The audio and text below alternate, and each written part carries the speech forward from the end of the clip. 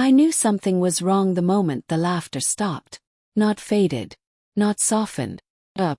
Like someone had pulled the plug out of the world. The microphone felt too light in my wife's hand as she grinned at the crowd. At my family, my friends, my colleagues. While I stood stiff beside her, a practiced smile frozen on my face. And honestly, she said, pausing for effect. He's a wonderful man, a perfect partner. Even if he is a little small in certain areas. A burst of laughter erupted across the reception hall. Loud, messy, hysterical. But not from me. Not from the people who knew me well enough to look at me instead of joining the crowd. My throat tightened. I felt the heat crawl slowly up my neck, but not with embarrassment, with something darker, heavier, corrosive. Humiliation. And just as quickly, something else flickered inside me too. Recognition. Because that wasn't a joke. Not an innocent one. Not after what I'd discovered a week before the wedding. Not after the messages. Not after the lies. Not after the whispered phone calls I pretended not to hear. She looked right at me when she said it. Almost daring me. And that was the moment the string inside me snapped. I slipped the wedding ring off my finger. Slow, deliberate, calm. And set it on the white linen table beside the cake. Her smile vanished. Someone gasped loudly. Then I turned and walked away.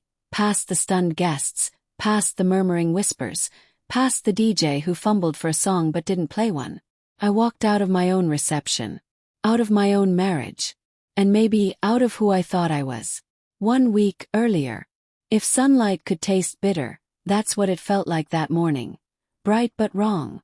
Too sharp. Too loud. I'd opened her laptop only because she'd asked me to print the seating chart for the wedding. I wasn't snooping. I didn't even know I should be.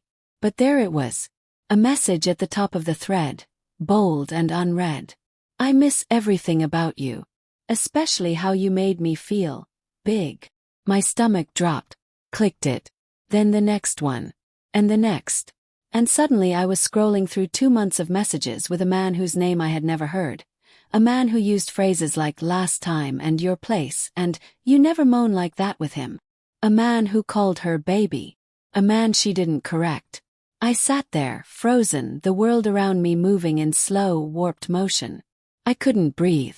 Couldn't blink. Couldn't think. When she came into the room, humming lightly, she didn't even see the screen at first. Did you print? She stopped. Her eyes landed on the messages. Her smile died. The next words out of her mouth were not an apology. Not an explanation. But, you weren't supposed to see that.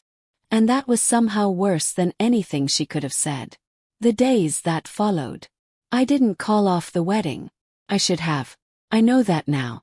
But trauma does strange things to a person. I was caught between hope and heartbreak, between denial and panic.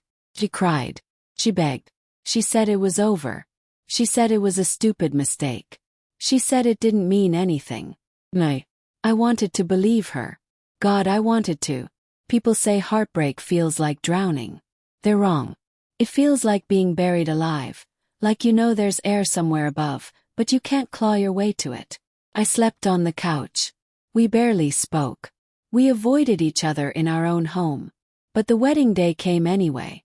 People flew from out of town. Deposits were paid. Families were watching. So I stood next to her in front of 100 smiling faces and pretended nothing was broken.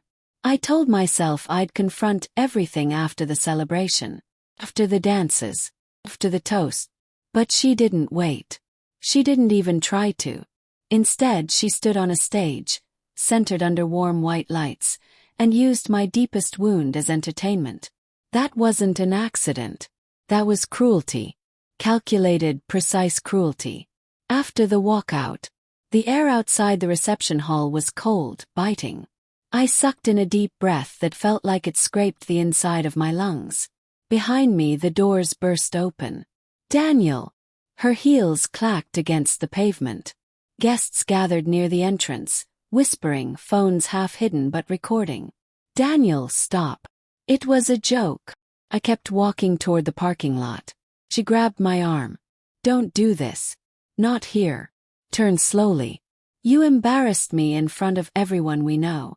After everything you've done. And now you're worried about a scene. She flinched. I stepped closer. Who was he? Her eyes darted around. Don't. Hey. Name. Ethan, she whispered finally, barely audible. The guy from your office. She swallowed. It was a stupid mistake. I told you that. I laughed. Not a real laugh, something dry and cracked. You text someone you accidentally fall into bed with? For months. You laugh at your own husband in a room full of people. Daniel, I didn't mean it like that. Yes, you did, I said softly. You absolutely did. For a moment her face changed, not angry, not ashamed, just irritated. As if I was ruining the evening. That told me everything I needed to know. I pulled my arm from her grip. We're done. You don't mean that. But I did. I walked away, and this time she didn't follow. The days after. People assume heartbreak hurts most in the big moments. The confrontation, the betrayal, the dramatic ending. But the truth. It's the quiet moments. The toothbrush you throw away because you can't stand seeing hers beside it. The empty side of the bed you keep reaching toward out of habit. The silence where laughter used to be. Friends called. Family asked questions. Their pity was suffocating. He texted. I called. She showed up at my apartment sobbing. But I didn't open the door. Couldn't. Because every time I closed my eyes, I heard the sound of her voice echoing through the reception hall. Even if he is a little small in certain areas. Not a joke. Not a slip. Punishment. For finding out. For seeing behind the curtain. The final reveal. A week later, her sister came to my apartment. She looked tired, conflicted, guilt-ridden. I didn't want to get involved, she said. But you need to know. Then she told me everything. My wife had confessed to her after the wedding. Not with remorse. Not with regret. But with resentment. She said you ruined her fun, her sister whispered. She said you were too sensitive. She said dating Ethan made her feel young again. That you were too predictable. I listened silently. My heart didn't even break this time. Settled. Hardened. Because the truth was finally complete. I hadn't lost the woman I loved. I had lost the woman I thought she was. And those aren't the same. Final choice. She came to see me one last time. I let her inside not to fix things, but to end them properly. She looked around the apartment nervously. Daniel, can't we talk? Really talk? We are. She wrung her hands. I messed up. I know I did. I shouldn't have joked like that. I shouldn't have.